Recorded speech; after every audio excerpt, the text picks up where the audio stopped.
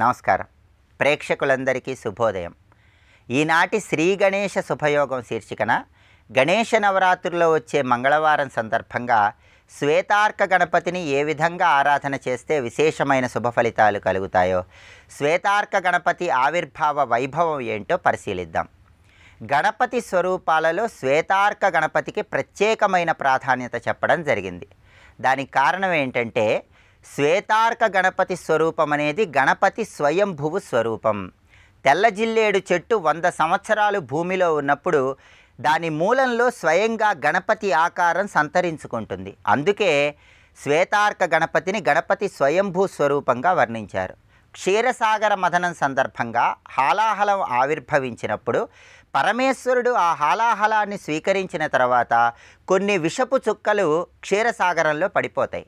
ఆ విషపు చుక్కల ప్రభావం వల్ల సముద్రంలో సంచరించేటటువంటి జీవులన్నీ అంతరించిపోతున్న తరుణంలో బృహస్పతి సలహా మేరకు దేవేంద్రుడు బ్రహ్మదేవుడిని ప్రార్థిస్తాడు.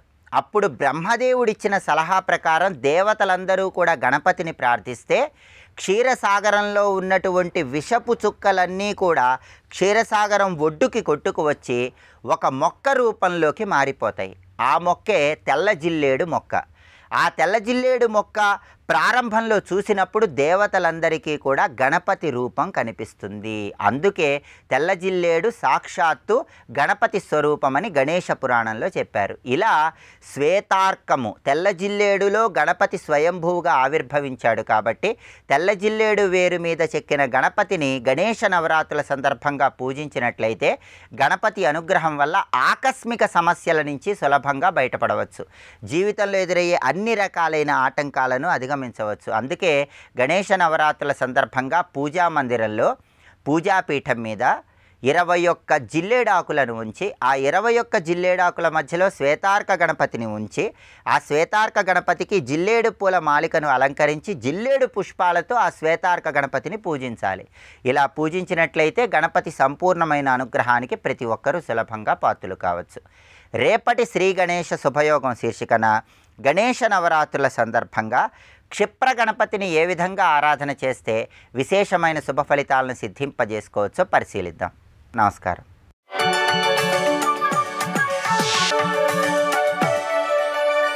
శ్రీమహాగణపతిం మనసా స్మరామి, మహాగణపతిం మనసా స్మరామి, వసిష్ఠవామదేవాదివందిత మహాగణపతిం మనసా స్మరామి.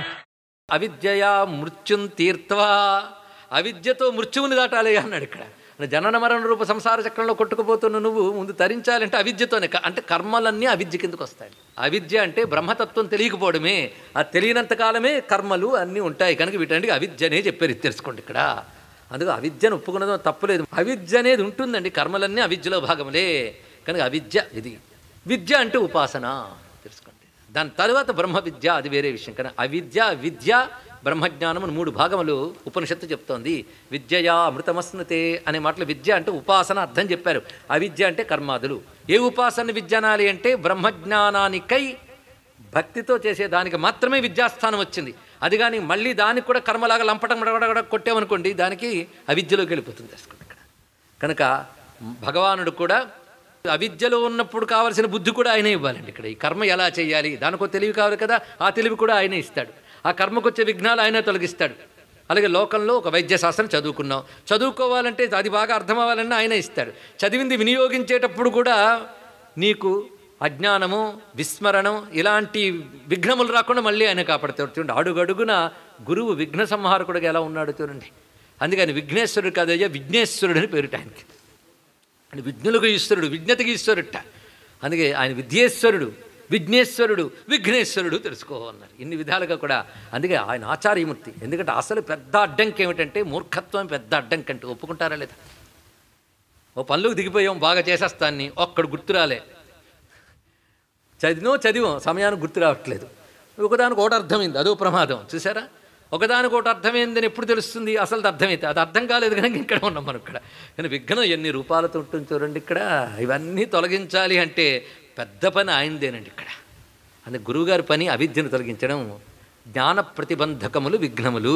అవి తొలగించేవాడెవడు? గురువు. ఆయనే విఘ్నేశ్వరుడు. కనుక గురుభావంతో ఒక్కసారి గణపతిని చూడండి ఇక్కడ.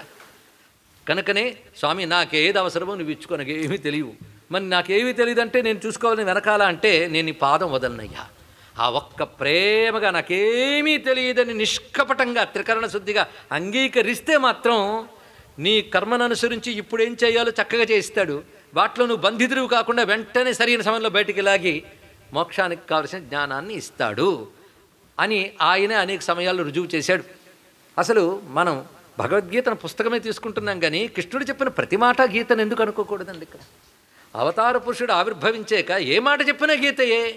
ఆ కోణంతో కానీ రీసెర్చ్ చేస్తే రామాయణం నిండా రామగీత కనబడుతుంది, భాగవతం నిండా భగవద్గీత కనబడుతూనే ఉంటుంది.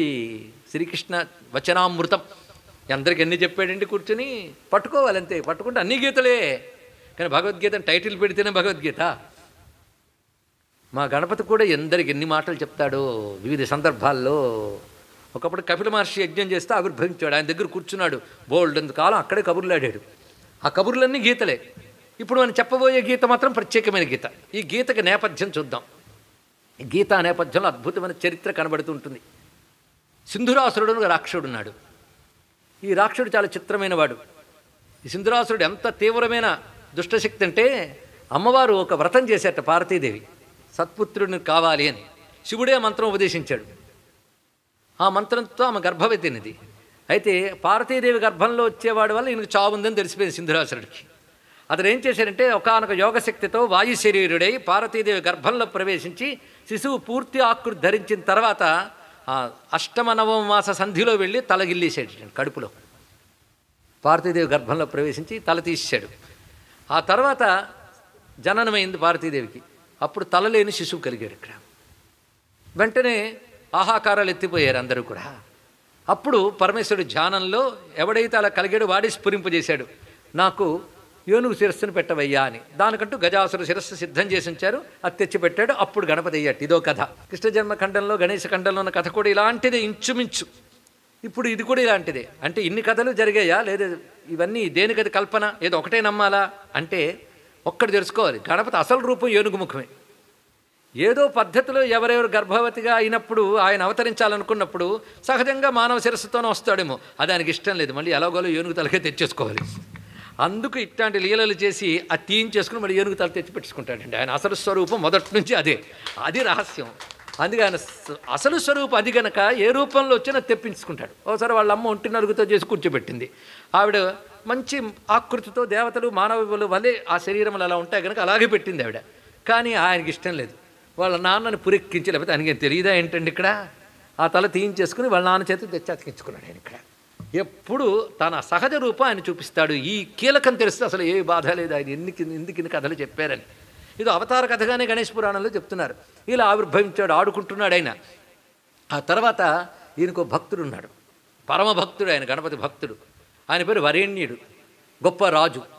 ఆయన భార్య పేరు పుష్టిక. వీరు గొప్ప గణపతి భక్తులు, నిరంతర గణపతి ఉపాసన చేస్తున్నారు. అప్పుడు అమ్మవారు ఏంటంటే గణపతి అన్నట్ట, సింధురాసుర సంహారం చేయాలి కదా, నువ్వు ఇంకేదో లీల చేయాలంటే అయితే నేను వాళ్ళకి శిశువుగా వెళతానమ్మా అన్నాడు. ఇక్కడ ఆ శిశువుగా ఆమె గర్భంలో ప్రవేశించి జననం ఉందెట్ట ఆయన ఇక్కడ. అంటే పార్వతీదేవి పుత్రుడే ఇప్పుడు ఈమెకి పుత్రుడిగా వచ్చాడు. ఆ వచ్చినప్పుడు ఏనుగు మొహంతో ఎర్రగా చక్కగా వచ్చేట ఆయన. అయితే దేవుణ్ణి మనం చక్కగా కొడుచుకుంటాం కానీ ఇంట్లోకి వస్తే మాత్రం భయపడతాం, అవునా లేదండి? సర్పదేవతను కొడుచుకున్నాం, ఇంట్లో కానీ వచ్చి కూర్చున్నాడు అనుకోండి, ఏం చేస్తాం? అది యాక్సెప్ట్ చేయలేం. అది అక్కడి వరకు ఓకే. అలాగే వానరం, హనుమంతుడు వానరుడు, ఆహా ఓహో అని ఆ వానరు వచ్చి మీదకి వచ్చిందని మరి పెడతాం. అందుకే ఆయనకి తెలుసు ఎప్పుడు రావాలో ఎందుకు రావాలో. ఈ గణపతి రూపం అంటే ఏనుగు మొహంతో రాగానే అసహజంగా అనిపించింది, ఆ తల్లికి భయపడిపోయింది. వికృత రూపం ఇది అన్నారు ఇక్కడ. ఎందుకంటే వికృతంగానే కనబడుతుంది కదా తొండము, ఇదంతా కూడా వాళ్ళు మానవ శిశువుగా భావించే వాళ్ళు ఈ ఒక్కసారి తట్టుకోలేపారు. అంతేకాదు జ్యోతిష్ శాస్త్రవేత్తలు ఉంటారు, వాళ్ళు శాస్త్రం తీసి ఇలాంటి వికృతి శిశువు కానీ కలిగితే రాజ్యానికి అరిష్టం. రాజుకి ఇది ప్రధానం. రాజుకు వికృతి శిశువు కలిగితే రాజ్యానికి అరిష్టం కనుక ఇది వికృతి శిశువు అని భావించాలి. పది శిశు అవస్థలో ఉన్నాడు కనుక ఇంకో ముద్ద కట్టినట్టు అవయవాలన్నీ కనబడుతున్నాయి. ఆ తొండము అవన్నీ చూస్తే ఇంకా స్పష్టాకృతి లేదు కనుక ఇది వాళ్ళు గణపతి సంతానంగా కలిగాడన్న భావం వాళ్ళకి కలగలేదు. కలక్క ఇదేదో వికృతి శిశువు కలిగాడు అనుకుని ఇది రాజక్షేమం కోసం రాజు ఏం చేయాలంటే విడిచిపెట్టేయాలి పుత్రుణ్ణి అని. అప్పుడు వెంటనే భటుల్ని పిలిపించి ఒక అడవిలో విడిచిపెట్టేశారండి ఆ పిల్లాన్ని. అక్కడ దీపవత్సల పరాశర అని ఇద్దరు ఋషి దంపతులు ఉన్నారు. ఇక్కడ పరాశరు అంటే వ్యాసుడు తండ్రి పరాశరుడా, మళ్ళీ రీసెర్చ్ వద్దు. గౌతమ, వశిష్ఠ, పరాశర ఈ పేర్లు ఉన్న వాళ్ళు ఎందరో మహర్షులు ఉంటారు. కశ్యప ఈ పేర్లు ఉన్న వాళ్ళందరూ ఒక్కరే కారు. కానీ పరాశర అంటే తద్గోత్రీకుడైన ఒకనొక ఋషి అనుకున్న తప్పేం లేదు, ఆయన అనుకున్న పెద్ద భేదం లేదు. ఆ పరాశరుడు భార్య పేరు దీపవత్సల. ఎంత చక్కటి పేరు చూడండి. ఇక్కడ ఆయన ఆ తీర్థానికి స్నానానికి వెళ్ళినప్పుడు ఈ శిశువు కనబడ్డాడు. ఋషి కనుక వెంటనే ఎవరో తెలుసుకుని ఆనందపరసుడై దీపవత్సలకి ఇస్తే ఆవిడ ఆనందంగా పిల్లవాడిని పెంచిందండి. ఆయన ఋషి వాటికలో పెరుగుతున్నాడు. ఇక్కడ ఆ పెరుగుతున్నప్పుడు ఆ ఋషి వాటికలో ఆయన చేసే లీలలు అంతా ఇంత కాదు. అక్కడ వాళ్ళందరితో కూర్చుని వేద చర్చ చేస్తూ ఉంటాడట. ఆ మంత్రములు వాటి ప్రయోగాలు గురించి కొందరితో బ్రహ్మ విద్యా చర్చ, కొందరితో యోగశాస్త్ర చర్చ, ఇది వివిధ శాస్త్రాలు చర్చలు చేస్తున్నాడు. అంటే గురువుగా అక్కడ తిరుగుతుంటాడు ఋషి వాటికలో. ఆయనకి అంత ఇష్టం ఆ ఋషుల వాటికలు. ఆ ఆచార్యుడు ఇప్పుడై తండ్రి ద్వారా ఉపనయన సంస్కారములు పొంది ఆ పిల్లవాడు అక్కడ తిరుగుతూ ఆ ఋషులతో కలిసి విహరిస్తూ ఋషి బాలకులతో కలిసి లీలలు చేస్తున్నాడు ఆయన ఇక్కడ. ఈ విధంగా అక్కడ ఆయన విహరిస్తున్నటువంటి లీలలు చాలా అద్భుతంగా పురాణం వర్ణిస్తుంది. గణేష పురాణం తను మురిపెంగా కూడా ఉంటాయి అవన్నీ కూడా. దీపవత్సల ఆనందపడిపోతూ ఉంటుంది, పరాశర మహర్షి ఆనందిస్తూ ఉంటాడు. ఈ లోపల ఆయనకు స్వప్నం వస్తుంది సింధురాసుడికి. మరి వాడిని రప్పించొద్దు, పనులు చేయడానికి వచ్చారు కదా, ఇలా ఎంతసేపు. అదేమిటంటే నిన్ను ఎవడు చంపదలుచుకున్నాడో వాడు హాయిగా ఒకడు పెరుగుతున్నాడు అంటాడు. వెంటనే నేను తల తీసేసినా వాడు ఎలా వచ్చాడో వాడు బాధపట్టుకున్నాడు. ఎక్కడున్నాడో వెతకండి అని పంపించారు. ఒక వింత శిశువు ఏనుగు మొహంతో ఉన్నవాడు ఒకడు ఉన్నాడు, వాడు పరాశర మహర్షి ఆశ్రమంలో ఉన్నాడు అని చారులు వచ్చి చెప్పారు. చెప్తే వాడెవడో చూద్దాము అని భటుల్ని చాలామందిని పంపితే వాడి చుట్టూ 7 కోట్ల గణాలు ఉన్నారండి అని చెప్పండి. 7 కోట్ల గణాలట. ఆ 7 కోట్ల గణాలు ఎంత శక్తివంతులంటే గణంలో ఒక్కొక్కడు మహాపర్వతాన్ని అరచేతులతో ఎత్తి ఎగరవేయగలిగినంత వాళ్ళు. అంటే గణపతి చుట్టూ ఎలాంటి గణములు ఉంటారో చూడండి, మామూలు వాడేం కాదు ఆయన. అప్పుడు సింధురాసురుడు రావడం, యుద్ధానికి పురికొల్పడం, అప్పుడు వీరిరువురు నడమ యుద్ధం జరగడం.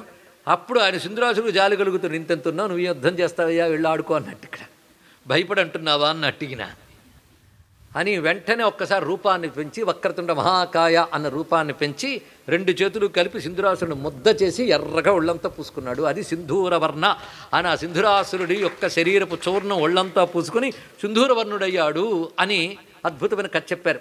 సర్వం శ్రీ సిద్ధలక్ష్మీ వల్లభా సమేత మహాగణపతి చరణారవిందార్పణమస్తు.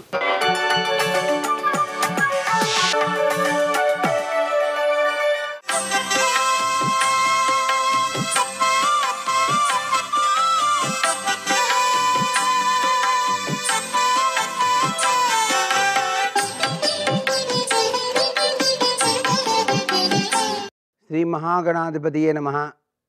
ఓం నమః శివాయ. ఓం నమో నారాయణాయ. శ్రీమాత్రే నమః. గణేష నవరాత్రుల్లో మనం ఉన్నాం. స్వామివారి యొక్క దివ్యవంతమైనటువంటి వికాసతత్వం అద్వితీయమైనటువంటి ప్రభావాన్ని మనకు ప్రసాదిస్తూ ఉంటుంది. ఏ కార్యక్రమానికి మనం ముందు బయలుదేరినా ముఖ్యంగా గణేష్ పూజ చేసే మనం ప్రారంభించే తదుపరి మిగతా పూజల్లోకి వెళ్తూ ఉంటాం. ఇది నిత్యం మనం చేసేటువంటి లక్షణం. గణేషుని కొలవకుండా మిగతా ఏ పూజలు చేసినా ఫలితం మాత్రం రాదు. అందుకనే ఆయన వెంటనే పలికే దైవం అన్నారు. గణేశుడికి ప్రథమ స్థానం ఇవ్వటానికి గల కారణం ఏమిటి అని ఆలోచిస్తే, గణేశుని యొక్క ప్రథమ పూజలో తప్పనిసరిగా వాడేటువంటిది మనం పసుపుతో చేసిన గణపతిని. పసుపు గణపతిని పూజ చేసే తర్వాత మిగతా విశేషాంశకరమైనటువంటి ప్రభావాలు చేయాల్సి వస్తుంది. ఈ పసుపు గణపతిలో దాగిన పరమార్థం ఏంటంటే, త్రిపురాసుర సంహార సమయంలో నందీశ్వరుడు ఆ త్రిపుర అనేటువంటి రాక్షసుల యొక్క పర్వతాలని మూడింటినీ కూడాను తన యొక్క 3 కొమ్ముల మధ్య ఉంచాడు కదలకుండా. అప్పుడు పరమేశ్వరుడు త్రిపురాసుర సంహారం చేశాడు. ఆ యొక్క సమయంలో మధ్యలో ఉండే కొమ్ము కాస్త విరిగిపోయి కింద పడిపోయింది. నందీశ్వరుడు బాధపడుతుంటే పరమేశ్వరుడు నువ్వేమీ బాధపడాల్సిన పని లేదు, ఆ కొమ్మే పసుపు కొమ్ముగా ఉంటుంది, ఆ పసుపుతో చేసినటువంటి వినాయకుని పూజ ప్రథమ పూజగా ఉంటుంది అని చెప్పేసి ఆయన వరాన్ని ప్రసాదించినట్టుగా మనకు శాస్త్రం. అందుకనే అమ్మ చేతి పసుపు బొమ్మ ఆగమాల సారమమ్మ అన్నారు. ఇక్కడ పార్వతీదేవి యొక్క దివ్యవంతమైన అనుగ్రహం, అటు శివపరమాత్మ యొక్క దివ్యవంతమైనటువంటి అనుగ్రహం, ఈ రెండు కలిస్తే పసుపు గణపతి వచ్చాడు. ఈ పసుపు గణపతిని ప్రతినిత్యం కూడాను మొట్టమొదట పూజ చేసేటప్పుడు ధ్యానం చేస్తామన్నమాట. సర్వే జనా సుఖినో భవంతు.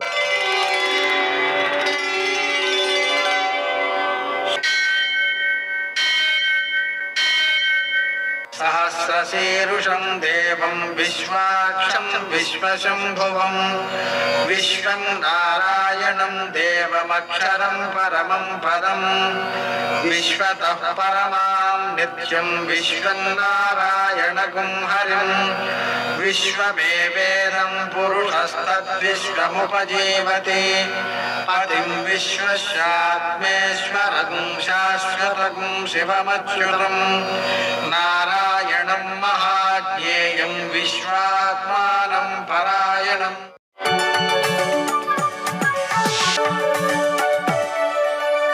సూర్యశౌర్యమథేందురింద్రపదవీ సన్మంగళం మంగళం. మర్కటేశ మహోత్సాహ సర్వశోక వినాశన శత్రూన్ సంహర మాం రక్ష శ్రియందాపయమే ప్రభు. నేటి కాలమాన విశేషాలను గమనిద్దాం. స్వస్తి శ్రీ చాంద్రమాన క్రోధినామ సంవత్సరం దక్షిణాయనం, వర్ష ఋతువు, భాద్రపద మాసం, శుక్లపక్షం, మంగళవారం. సూర్యోదయం 6:07, సూర్యాస్తమయం 6:19.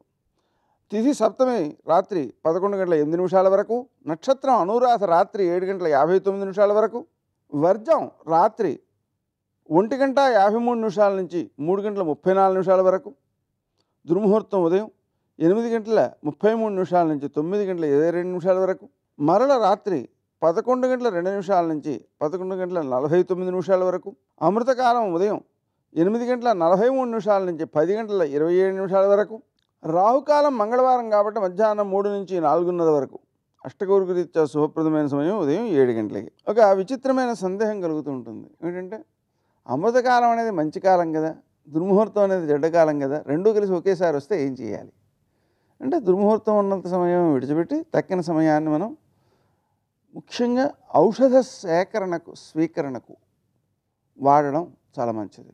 ఉదయం 9:22 వరకు దుర్ముహూర్తం ఉన్నా ఆ తర్వాత కూడా 10:27 వరకు అమృతకాలం ఉంది కాబట్టి దాన్ని సద్వినియోగం చేసుకోవచ్చు. నేటి విశేషాలు. మంగళవారం ప్రదోషం. మంగళవారం కావడం వలన అప్పులు తీర్చడం మంచిది. అప్పు తీర్చడం అత్యవసరం అండి. ఎందుకంటే అప్పు ఉంటే ఆశూచం ఉంటుందన్నారు. అంటే మనం చేసేటువంటి జపతపాదుల యొక్క ఫలితాలను మనం పూర్తిగా పొందలేమన్నమాట. ఆ అప్పు తెచ్చి ఏ ద్రవ్యాన్నైతే మనం వాడుకుని బతుకుతున్నామో ఆ అప్పు ఇచ్చిన వాడికి పుణ్యంలో భాగం వెళ్ళిపోతుంది. అందుకని అది కూడా నష్టమే. మనం ఆ అప్పు తీసుకుని ఆ డబ్బు వాడుకుంటూ వడ్డీ ఇచ్చి పుణ్యాన్ని కూడా ఇవ్వడం అంటే కష్టం కదా. అదిగాక పుణ్యాన్ని మనం అలా ఇచ్చేసినప్పుడు మనకు పుణ్యం ఇబ్బంది పెడుతుంది కదా లేనందువలన. ఆ కారణంగా అప్పులు లేకుండా ఉండడం చాలా మంచిది. అయితే అవి తొందరగా తీరడానికి రుణహర్తృ గణేశ స్తోత్రం, రుణహర్తృ నృసింహ స్తోత్రం, రుణమోచక అంగారక స్తోత్రం, అలాగనే శ్రీ గణేశ రుణంచింది అనే మంత్రం చాలా బాగా ఉపకరిస్తాయి. అలాగనే విజయం సిద్ధించడానికి ఇది జయవారం కాబట్టి హనుమంతుడికి జయవారం రోజున అంటే మంగళవారం రోజున సింధూర పూజ చేస్తూ ఒళ్ళంతా నూనెతో సింధూరం రాసి ఆయనకి 21 అప్పాలు నివేదన చేసి ప్రదక్షిణాలు చేసి హనుమాన్ చాలీసా పారాయణ చేయడం ద్వారాను సుందరకాండ పారాయణ చేయించుకోవడం ద్వారాను విజయాలు సిద్ధిస్తాయి. ప్రతి వ్యక్తికి విజయం కావాలి, దానికి తగిన పుణ్యం కూడా కావాలి. పక్కవాడి కంటే ఎక్కువ పుణ్యం చేసి ఉండాలి మనం, అప్పుడే మనకు విజయం లభిస్తుంది. అందుకని వీలైనంత ఎక్కువగా దైవ ప్రార్థన చేస్తూ దైవబలాన్ని సంపాదించుకోవడం మంచిది. ఈరోజు ప్రదోషం కూడా ఉంది. ఆ ప్రదోష సమయంలో అంటే సూర్యాస్తమయం తర్వాత 1:12 సమయంలో మనం శంకరుణ్ణి ఆరాధన చేసి బెల్లం నివేదన చేసి కందులతో పూజ చేయడం మంచిది. ఆ పదార్థాన్ని మనం ఆవులకు పెట్టడం ద్వారా కుజగ్రహానికి సంబంధించినటువంటి దోషాలను అధిగమించగలుగుతాం. నేటి ఆణిముత్యాలు.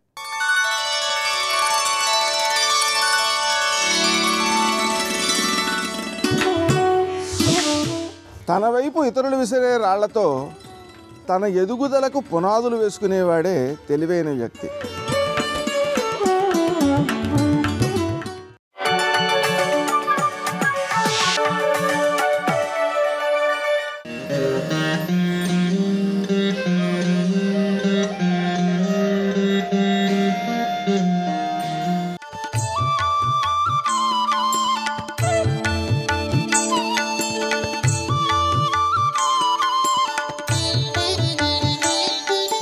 మన దేవతా గణంలో ప్రథముడైన గణపతిని విఘ్నాలు తొలగిపోయేందుకు ఆరాధించడం వేదకాలం నుంచి ఉన్న సంప్రదాయం.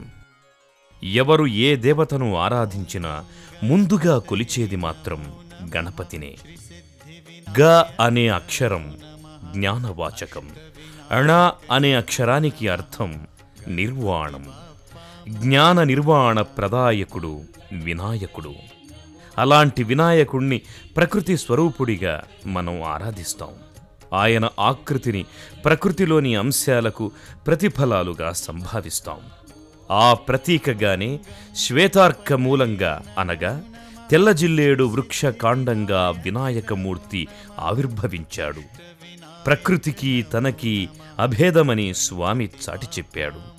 సహజ సిద్ధమైన శ్వేతార్కమూల గణపతి నెలకొన్న కాజీపేటలోని విష్ణుపురి ఆలయం భక్తుల్ని విశేషంగా ఆకర్షిస్తోంది. కాజీపేటలోని విష్ణుపురిలోని స్వయంభూ శ్రీ శ్వేతార్కమూల గణపతి స్వామి ఆలయం విశిష్ట విలక్షణ వినాయక సన్నిధానంగా అలరారుతోంది. కాజీపేట రైల్వే స్టేషన్కి అతి సమీపంలో ఉన్న ఈ ఆలయం భక్తుల పాలిట ఆధ్యాత్మిక ధామంగా వెలుగొందుతోంది. విభిన్నమైన శైలిలో ఉండే ఆలయ గోపురాలు భక్తుల్ని చూపరుల్ని ఆకట్టుకుంటాయి. క్షిప్రప్రసాది అనగా కోరిన వెంటనే కోరికలు నెరవేర్చే దైవంగా స్వామి ఇక్కడ పూజలందుకుంటున్నాడు. గణపతి ఉపనిషత్తులో త్వం మూలాధారే స్థితో నిత్యం అని ఉంటుంది. సహజ సిద్ధంగా ఉన్న వృక్షమూలం గణేశ ఆకృతిలో అన్ని అవయవాలతో తయారు కావడం విశేషం. కాజీపేటలో నెలకొన్న స్వయంభూ శ్వేతార్కమూల గణపతి సకల కార్య సిద్ధి ప్రదాయకుడు. ఎలాంటి చెక్కడాలు మలచడాలు లేకుండా స్పష్టంగా నేత్రాలు, నుదురు, దంతాలు, జ్ఞానదంతం, కాళ్ళు, పాదాలు, చేతులు, తల్పం, సింహాసనం, మూషికం, మోదకాలతో సంపూర్ణ గణపతి స్వరూపంతో అలరారుతున్నాడు ఇక్కడ స్వామి. గణేశ ప్రతిమ తూర్పు ముఖంగా ఉంటుంది. స్వామివారి చూపు ఈశాన్యం వైపు ఉంటుంది, అనగా కైలాస స్థానాన్ని చూస్తున్నట్టుగా ఉంటుందన్నమాట. నిజరూపానికి తగినట్టుగా తీర్చిదిద్దిన 18 కిలోల వెండి కవచంతో స్వామి ప్రకాశిస్తుంటాడు.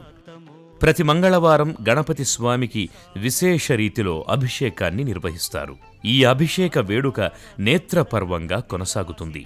ఉమాపుత్రునికి తేనె, పుష్పోదకం, ఫలోదకాలతో అభిషేకాన్ని జరుపుతారు. ఆ తరువాత దధి అనగా పెరుగుతో అభిషేకిస్తారు. తదనంతరం చక్కెరతో, ఆ తరువాత గంధంతో అభిషేకాన్ని జరుపుతారు. అభిషేక ద్రవ్యాలు స్వామి శిరస్సు నుండి పాదపీఠం వరకు జాలువారే ఆ ఘట్టం కన్నుల పండుగగా ఉంటుంది.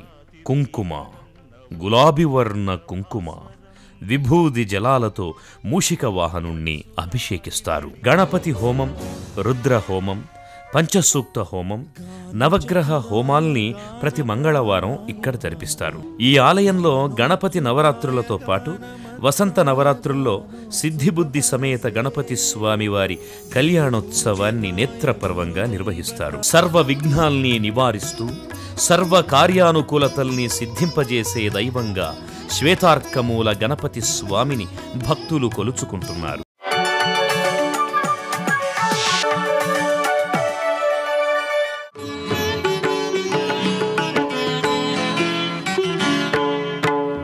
ఆది పూజకు స్వామివి నీవే, ఆదరించు మా దైవము నీవే. శుక్లాంబరధరం శుక్లాంబరధరం విష్ణుం శశివర్ణం చతుర్భుజం ప్రసన్నవదనం ధ్యాయీత్ సర్వవిఘ్నోపశాంతయీత్. శుక్లాంబరధరం అంటే తెల్లటి బట్టలు కట్టుకుంటాడు. విష్ణుం అంటే అంతటా వ్యాపించి ఉంటాడు. శశివర్ణం చంద్రుడు ఎలా ఉంటాడో అటువంటి రంగులో ఉంటాడు. చతుర్భుజం 4 చేతులతో ఉంటాడు.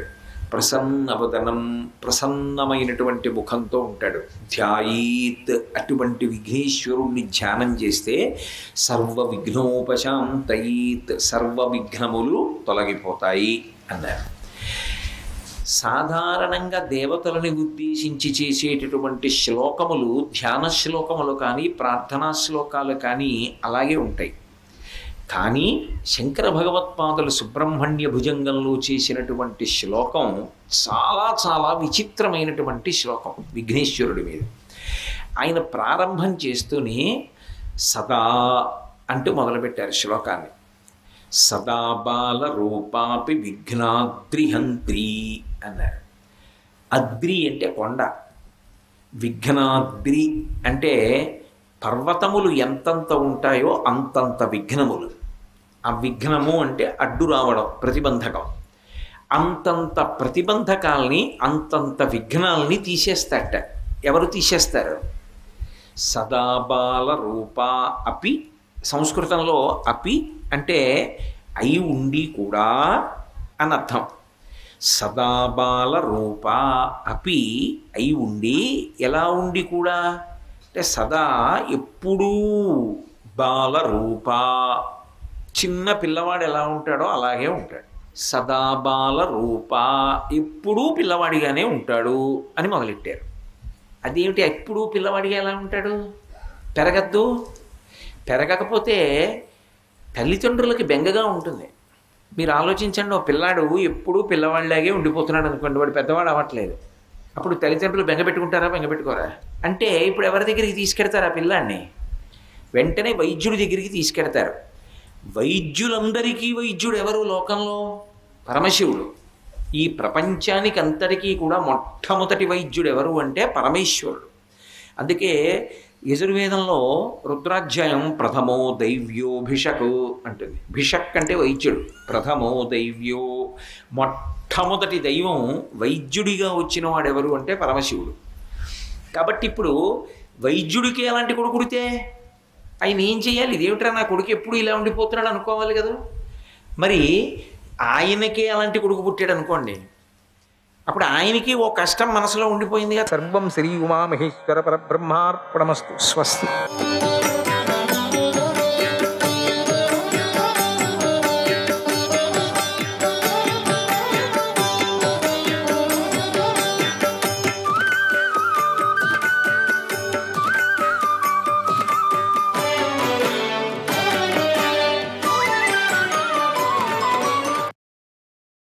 నది వేగం గడిచిపోయాక అది తన స్థానాన్ని పదిలంగా పొంది నిలబడుతుంది. మళ్ళీ అంతా తగ్గిపోయిన తర్వాత నిలబడుతుంది. వేతసం కాలమహిమ తెలిసింది, పరిస్థితులను గుర్తించింది, ఎప్పుడూ మా వశంలో ఉంటుంది, ఎన్నడూ కూడా గర్వించదు, అనుకూలంగా ఉంటుంది, స్తబ్దంగా ఉంటుంది. కాబట్టి అది ఎప్పుడూ యువతలకు రాదు. మారుతోదక వేగేన మారుతోదక వేగేన ఏ నమంత్యున్న మంతి చ ఓషధ్యక పాదపా గుల్మాఘ ఓషధ్యక పాదపా గుల్మాఘ నతే యాంతి పరాభవం నతే యాంతి పరాభవం. గాలి వేగానికి నీటి వేగానికి వంగుతూ పైకి లేస్తూ ఉండే ఔషధులు వృక్షాలు పొదలు పరాభవాన్ని కూడా మంది. ఔషధ వృక్షాలు ఎంత వానైనా పడని, ఎంత వాన పడినప్పటికీ కూడా, ఎంత గాలి వచ్చినా, ఎంత తుఫాను వచ్చినా, కొండకు దగ్గర వెళితే అసలు కొండనే విరిగిపోయేంత గాలి తుఫాను అయినప్పటికి కూడా ఔషధ చెట్లున్నాయే అవి పోనే పోవు. కారణం దాంట్లోకి అటువంటి ప్రభావం ఎట్లా పొంది అంటే ఆ గాలికి వంగుతుంటాయి. ఎక్కువ వర్షం వస్తే ఇంకా వంగిపోతాయి. అట్లా ఫ్లెక్సిబుల్గా ఉంటాయి అవన్నీ కూడా. అటువంటి ఔషధికి పనికి వచ్చేటువంటిది. అందుకని ఇక్కడ యోహి శత్రుర్ వివృద్ధస్య యోహి శత్రోర్ వివృద్ధస్య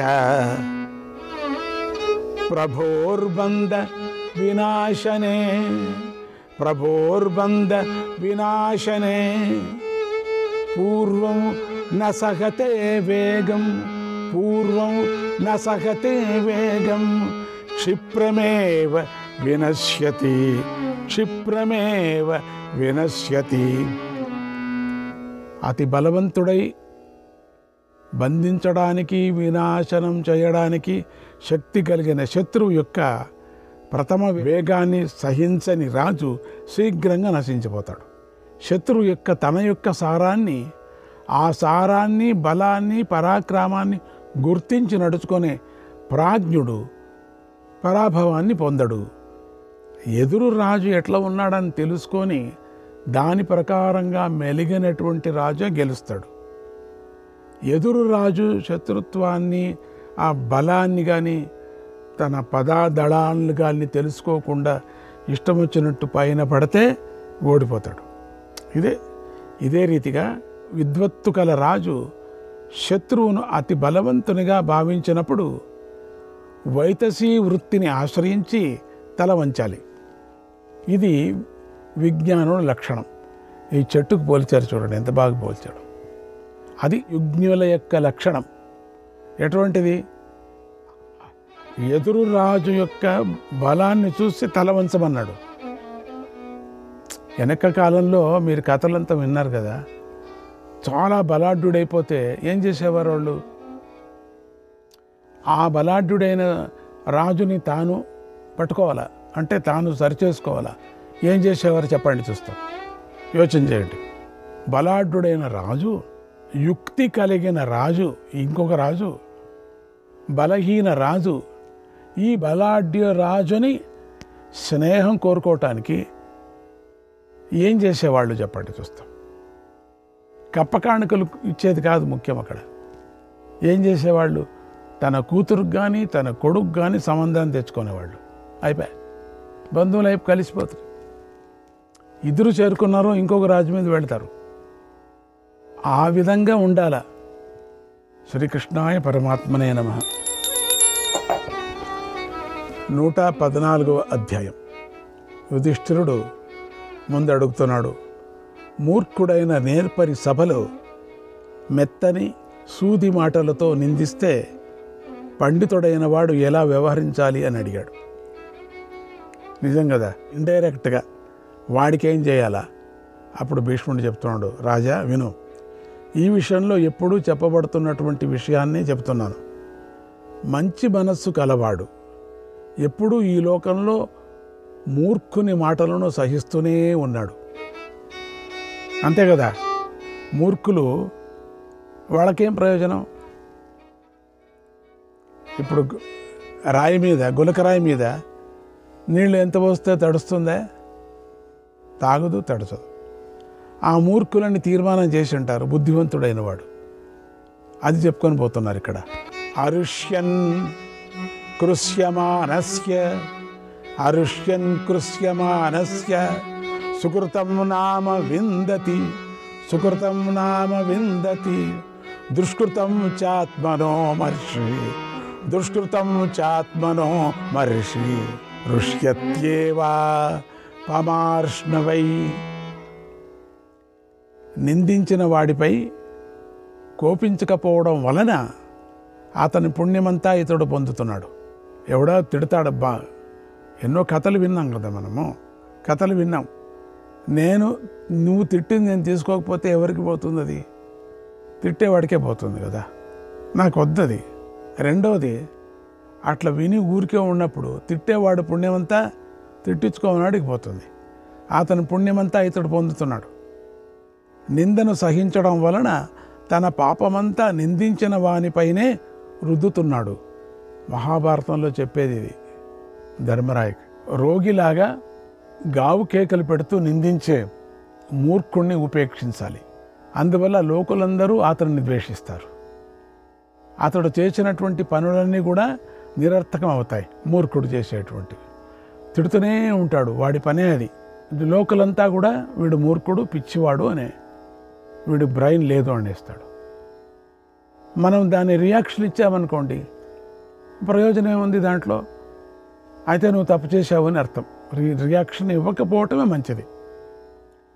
ఆ పాపకర్ముడు నిత్యం తనను తాను గౌరవం పొందినటువంటి ఫలానా వ్యక్తిని నేను జనులందరి మధ్య ఇలా అన్నాను అంతే. అప్పుడు వాడు అక్కడే సిగ్గుపడిపోయాడు. వాడి కథ అయినట్టే, వాడి ముఖం వాలిపోతుంది కూడా. చచ్చిన వాడిలా ఉండిపోయాడు అని పొగుడుకుంటూ ఉంటాడు. చూసావా నేను తిట్టాను వాడెదురుగా అని తనకు తానే పొగుడుకుంటాడు. నింద్యమైన ఆ పని చేస్తూ తన్ను తాను పొగుడుకుంటూ ఇంక మామూలు మనిషి కాదు. అటువంటి నరాధముని ప్రయత్నపూర్వకంగా ఉపేక్షించాలి. ఎందుకంటే శిక్షించడానికి నీకు మనసు లేదనుకో, ఉపేక్షించాలి అంతే. నెగ్లెక్ట్, ఉదాసీనం. చాలామంది కోపంకి ఉదాసీనమే ఒక ఔషధి. మాటిమాటికి ఏదే అంటుంటారు, లేనిపోయింది ఏదో చెప్తూ ఉంటారు. వాళ్ళకి మనం ఏం చేయాలా? ఎదురుగా మనం ఏమీ మాట్లాడకూడదు, ఎదురుగా ఏమీ చెప్పకూడదు. ఉదాసీనం అదే పెద్ద మందు. అది ఉదాసీనం అంతే. కేర్ చేయకపో. ఏనుగు పోతూ ఉంటుంది అనుకోండి, ఏనుగు పోతుంటే గుక్క మరుగుతూ ఉంటుంది. అది ఆ ఏనుగు ఏమైనా అనుకుంటుందా? అదంత కదే లెడగా బడగా డండగా బడగా గంటలు ఆడుచుకొని పోతూనే ఉంటుంది. కుక్క మురిగి మురిగి మురిగి గొంతు చించుకొని చచ్చిపోతుంది. అట్లా అల్పబుద్ధి గల అతడు వాగినదంతా పండితుడు సహించి ఊరుకోవాలి. పండితుడైన వాడు, బుద్ధిమంతుడైన వాడు, మూర్ఖుడు సహించి ఊరుకు. అడవిలో కాకిలా నిరర్థంగా అరిచే మూర్ఖుడు ప్రశంసించినా మేలు జరగదు, నిందించినా కీడు జరగదు. వాడు మూర్ఖుడని తీర్మానం అయిపోయింది. వాడికి పట్టాభిషేకం వచ్చేసింది. వాడు పొగిడినా కూడా లెక్కలేదు, వాడు లేక తిట్టినా కూడా లెక్కలేదు. పాపాత్ముడు కఠినమైన మాటలు ప్రయోగించినప్పుడు తిరిగి మాటలనే బదులుగా ప్రయోగించినట్లయితే కేవలం మాటలే ప్రయోజనంగా మిగులుతాయి అంతే. నువ్వు చెప్పింది వాడు చెప్పింది మిగిలిపోతాయి. నువ్వు ఇట్లన్నావు అదే రాసుకుంటారు తప్పితే ఇంకేం, కొట్లాటే మిగులుతుంది అంతే. సంపదలుచుకున్న వాడిని అది ప్రయోజనకారి కాదది. అదేం ప్రయోజనం అవుతుంది? సంపదలుచుకున్న వాడికి అది ప్రయోజనం కాదు. నెమలి నృత్యాన్ని, కౌపీనాన్ని కూడా చూపించినట్లుగా మూర్ఖుడు తన కుచేష్టుల ద్వారా తనలో దాచి ఉంచినటువంటి దోషాలను కూడా ప్రకటిస్తాడు. తనలో ఉండే దోషాలన్నీ ప్రకటిస్తాడు. తన మనసులో జరిగేవన్నీ తిడుతూ ఉంటాడు అంతే. తనకి ఏదేది అనిపిస్తుందో, ఇష్టం వచ్చినట్టు ఎవరు తిడతారో అన్నీ వాడికి తెలుసు అని అర్థం. ఈ మాట నేను చెప్తూ ఉంటా. ఎవరు ఏ దూషణ చేస్తున్నారో ఆ దూషణ అవన్నీ వాడికి తెలుసు. ఇప్పుడు ఏదో నింద మోపామనుకోండి నిరపరాధి మీద, అపరాధి మీద మోపండి, నో ప్రాబ్లం. నిరపరాధి మీద మోపినప్పుడు నువ్వు అంటున్నావు కదా అని, ఇప్పుడు ఒక గురువే అనుకుందాంలేండి, ఒక సద్గురువు అట్లా మోపుతున్నావు అంటే శ్రీకృష్ణుడు వాడి మీద మోపినప్పుడు తన గుణమంతా బయటికి పెట్టుకుంటున్నాడు అంటే తనకు తెలుసు ఇవన్నీ అని అర్థం. ఏదేదో పెద్ద చెడ్డదంతా మాట్లాడుతూ ఉంటారు అంటే ఇటువంటి పాపాలు కూడా తనకు తెలుసు అని అర్థం. ఈ లోకంలో అనగూడనిది కానీ చేయకూడనిది కానీ లేని చెడు కర్ముడితో పరిశుద్ధుడు మాట్లాడనే కూడదు, ఎప్పటికి కూడా మాట్లాడనే కూడదు. ప్రత్యక్షం గుణవాదీయ పరోక్షే చాపి నిందకగా, పరోక్షే చాపి నిందకగా సమానవశ్ శ్వవల్లోకే, సమానవశ్ శ్వవల్లోకే నష్టలోక పరావరః, నష్టలోక పరావరః. లోకంలో ప్రత్యక్షంగా గుణాలను గానం చేస్తూ పరోక్షంలో నిందలు చేసేవాడు రెండు లోకాలకు కాకుండా నష్టపోతాడు. చాలామంది ఎదురుగా పొగుడుతూ ఉంటారు, పక్కకి వెళ్ళి నాకంతా తెలుసు వీడి కథ అని అంటారు. పరోక్షంలో ఇతరులను నిందించే అటువంటి వాడు 100 మందికి దానాలు చేసినా హోమాలు చేసినా తక్షణమే అతనిని అది నశింపజేస్తుంది. ఈ 10 మంది ఎదురుగా ఒకవేళ నిందించిన, ఒకవేళ అటువంటి నిందన చేసినప్పటికి కూడా వాడు మంచి కర్మలతో వాడు మంచి సాధన అంటే వాడు ఉత్తమలో కలిగిపోతాడు అని చెప్పారు. కానీ ఎదురుగా పొగడటం, అటు వెళ్ళి దూషణ చేయటం, ప్రాజ్ఞుడైన నరుడు అటువంటి పాప చిత్తుని వెంటనే విడిచివేయాలి. అటువంటి స్నేహం, వాళ్ళతో మాట్లాడటం, వాళ్ళ స్నేహం చేయటం, వాళ్ళ ముఖం చూడటం కూడా బాగుండదేమో, వదిలేసేయాలి అంతే. మహాజనులు యందు దోషాలను ఆరోపించేటువంటి దురాత్ముడు పడగెత్తిన పాములా తన దోషాలను మాత్రమే వెల్లడి చేస్తాడు. తన దోషాలు మాత్రం పరనిందలు స్వీయ కార్యాలుగా చేస్తూ ఉండేవాడికి బదులు చేయాలని కోరుకునేవాడు బూడిద కుప్పలోని ధూళిలో పడి ఉండేటువంటి తెలివి తక్కువ గాడిద వంటి వాడు. అంత బాగా చెప్పారండి ఇది. ఎల్లప్పుడూ జనాల యొక్క అపవాదాల యందే మునిగి తేలే వ్యక్తి మానవ శరీరం అనే ఇంట్లో నివసించే మనుష్య రూపంలోని తోడేలు. మూర్ఖులు అవలంబించేటువంటి మార్గంలో చరించేవాడు, ఇంద్రియ నిగ్రహం వినయం లేనివాడు, శత్రుత్వమే వ్రతంగా చేపట్టినవాడు, నిత్యము ఇతరులను కించపరచటాన్నే కోరుకునేవాడు అయినటువంటి ఆ పాపాత్మునికి చిత్కారమే సరైనది. నీచుల చేత పరిభవించబడి వారికి తిరిగి సమాధానం చెప్పాలి అనుకునే వారిని శాంతింపజేసే వారితో మీరు బాధపడకండి. గొప్పవారు నీచునితో సమానమైతే స్థిరబుద్ధులు అతన్ని నిందిస్తారు అని చెప్పాలి. క్రూరుడైనటువంటి మూఢుడికి కోపం వస్తే క్రుద్ధుడైన అతడు పిడికిలి బిగించగలడు. అంతేగాని లేదా దుమ్ము కానీ పొట్టు కానీ మీద చల్లగలడు, లేదా పళ్ళన్నీ బయటపెట్టి భయపెట్టనూ గలడు. అతడు దేనికైనా సిద్ధమే. ఆ దృష్టాంతాన్ని సదా చదివినవాడు, సభలో పరమ దుర్మార్గుడు చేసిన నిందను సహించినవాడు దుర్జనుడు వాక్కు ద్వారా చేసిన ఎటువంటి అప్రియాన్ని పొందడు. మహాభారతమే, ఇదంతా మహాభారతమే. కౌరవులు చేసినట్టు అవమానం, పాండవుల్ని జూదమాడిన తర్వాత చేసిన అవమానం అంతా అదే కథ. ఇది ఇక్కడ చెప్పింది కథ. ఇది మళ్ళీ జ్ఞాపకం చేశారు, కాకపోతే నీతి ప్రకారంగా చేశారు. శ్రీకృష్ణాయ పరమాత్మనే నమః. 115వ అధ్యాయం. ఈ అధ్యాయంలో ఎటువంటి సర్వగుణ సంపన్నులైన భృత్యులు రాజుకు దగ్గరగా ఉండాలి, ఎటువంటి కులీనులతో కలిసి రాజు యుద్ధయాత్ర చేయాలి అనే విషయాలు చెప్పబడ్డాయి. భీష్ముడు చెప్తున్నాడు, సహాయకుల సుఖదుఖాల పట్ల సములై ఉండేవారు, ప్రియాన్ని చేకూర్చేవారు, ఆదాయం గురించిన ఆలోచన పట్ల ఆసక్తి గలవారు, సత్యవాదులు అయినప్పుడు రాజ్యఫలం పొందుతాడు రాజు. రాజ్యంలోని ప్రజలు ఆర్తి చెందకుండా ఎప్పుడు దగ్గరగా ఉంటూ ఉదాత్తమైన సన్మార్గాన్ని అవలంబిస్తే ఆ రాజు రాజ్యాన్ని అనుభవించగలడు. విశ్వాసపాత్రులు, సంతుష్టులు, కోశాన్ని వృద్ధి చేసేవారు, వీరి చేత కోశాగారం నిరంతరం వృద్ధి చెందుతూ ఉంటే ఆ రాజు రాజుల్లో శ్రేష్ఠుడవుతాడు. శ్రీకృష్ణాయ పరమాత్మనే నమః.